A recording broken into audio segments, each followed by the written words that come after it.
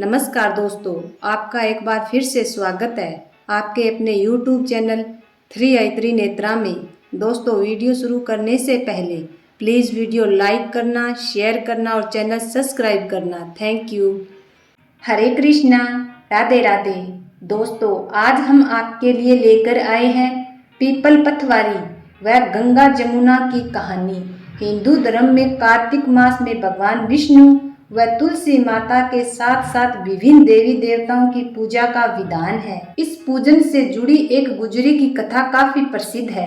कहते हैं इसे कार्तिक महीने में पीपल पथवारी पूजते समय पूरे महीने सुनी जाती है। आज हम आपको पीपल पथवारी व गंगा जमुना की वही कथा सुनाने जा रहे हैं।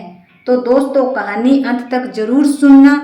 तो चलिए कहानी शुरू करते हैं। पीपल पथवारी की कथा। एक समय की बात है, एक गांव में एक गुजरी रहती थी। उसने अपनी बहू को एक दिन दूध दही बेचने को कहा। वह दूध दही बेचने गई तो रास्ते में औरतें पीपल पथवारी सींचती हुई दिखाई दी। इस पर उसने उन औरतों से पूछा कि आप क्या कर रही हो। औरतों ने कहा कि हम पीपल पथवारी सींच रहे हैं। और औरतों ने कहा कि इससे घर में धन धान्य बढ़ता है और खोया पति भी मिल जाता है। बहू बोली, ऐसी बात है तो मैं पानी की जगह दूध व दही से सींचूंगी। गुजरी की बहू दूध दही बेचने की जगह पीपल पथवारी को सींचना शुरू किया। जब सास दूध दही के पैसे मांगती तो वह कह देती कि पूरा महीना होने पर हिसाब दे देगी। इसके बाद जब कार्तिक का महीना पूरा हुआ तो वह पीपल पथवारी के चरणों में गिर पड़ी। इस पर पीपल पथवारी ने पूछा कि क्या बात है, तो उसने कहा कि आज सास दूध दही का हिसाब मांगेगी।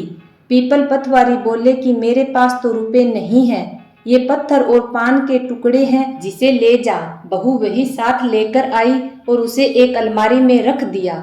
इसके बाद डर के मारे वह चादर ओढ़कर सो गई। कुछ देर बाद सास बोली कि बहू दूध दही के पैसे लेकर आ। बहू बोली, मैं दूध दही के पैसे तो लेकर आई हूँ, वह अलमारी में पड़े हैं। सास ने अलमारी को खोल कर देखा तो उसमें हीरे मोती जगमगा रहे थे। धन का भी ढेर लगा हुआ था। सास ने बहू को आवाज लगाई कि बहू, इतना सारा धन कहाँ से लेकर आई है। बहू ने आकर देखा तो सचमुच में धन के भंडार भरे हुए थे। इस पर बहू ने सास को सारी बात बता दी। सास ने कहा कि अब मैं भी कार्तिक मास में पीपल पथवारी को सींचूंगी। इसके बाद जब कार्तिक मास आया तो सास दूध दही बेचने लगी, पर वह दूध दही बेचने के बाद खाली हांडी में पानी डालकर उससे पीपल पथवारी में पानी डाल देती थी। पूर्णिमा के दिन उसने अपनी बहू से कहा कि वह उससे दूध दही के रुपए मांगे।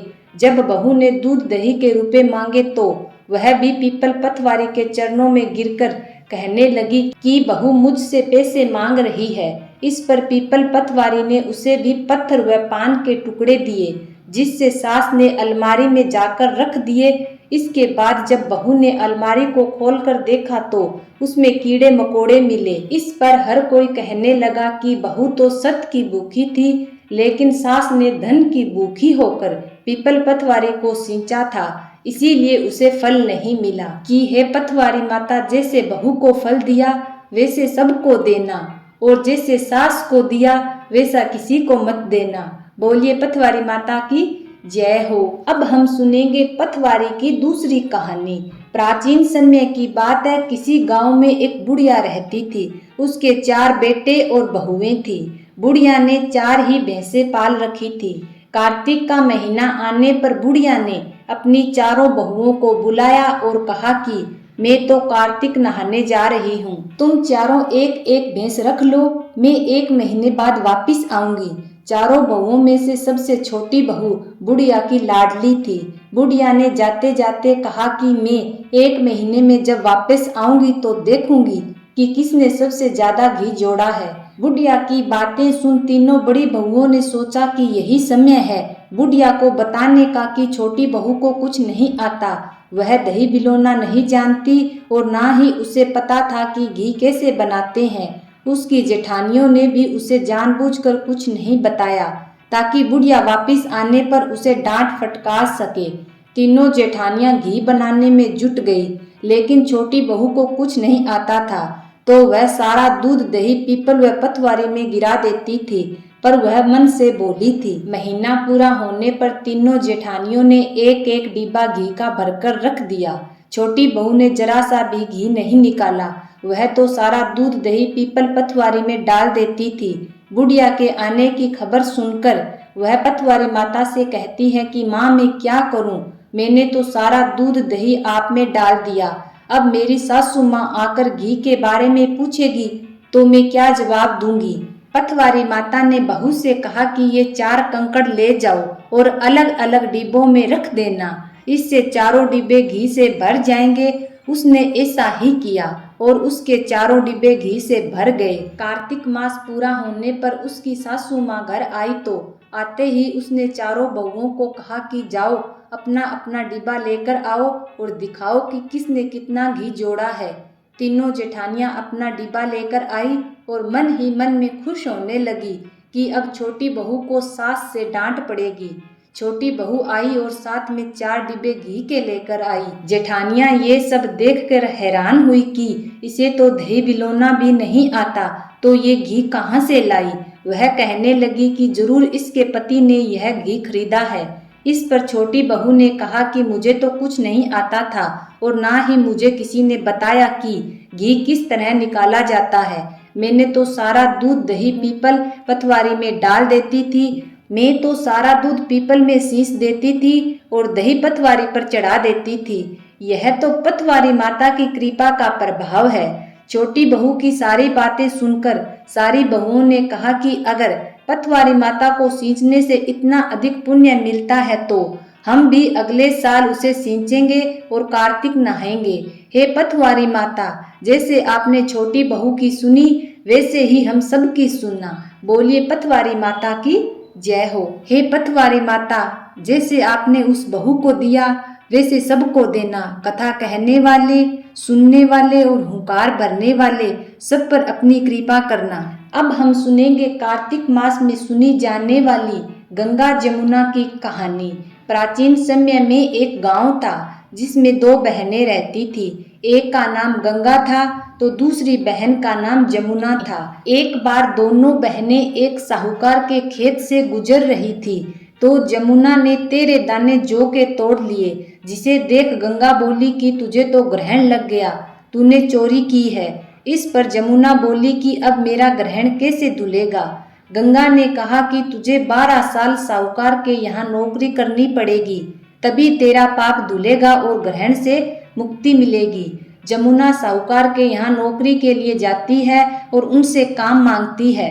साहूकार उसे काम पर रख लेता है, लेकिन काम करने से पहले जमुना उसे कहती है कि मैं तेरे घर के सारे काम करूंगी, लेकिन 4 काम नहीं करूंगी। मैं जूठे बर्तन नहीं मांजूंगी, मैं झाड़ू नहीं लगाऊंगी, बिस्तर नहीं बिछाऊंगी और दिया नहीं जलाऊंगी। 12 साल के बाद कुंभ का मेला लगा तो साहूकारनी भी कुंभ नहाने जाने लगी।